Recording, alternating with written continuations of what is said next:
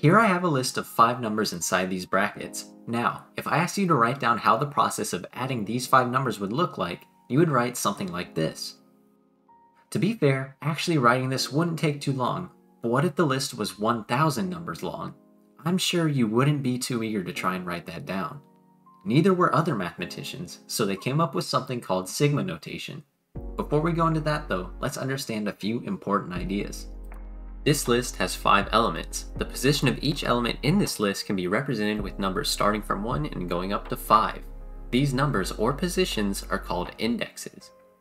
Additionally, numbers in a list don't have to be the ones that we have here. They can take on any value depending on what the situation we're examining is.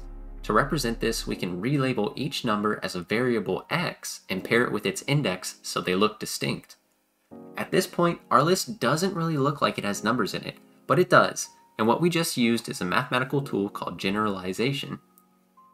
It's powerful because now our list of 5 numbers can become a list of any 5 numbers we want, and we know the position of any number in that list based off its index. Now we're ready to take on sigma notation. This is a common definition you'll see in math books. We've basically learned the left side already. Just know that the xn is a generalization for the last number in a list.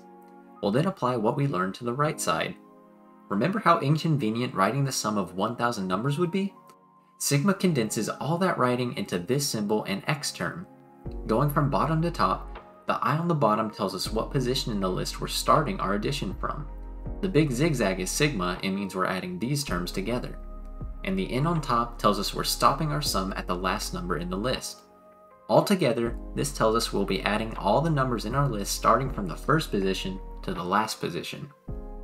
One important thing to note in sigma notation though is that I only increases in steps of 1. The intuition behind this is that you can't have a 1.5th number in a list. You can only go from the first number to the second number and from the second number to the third number. And there you have it, the math behind sigma notation.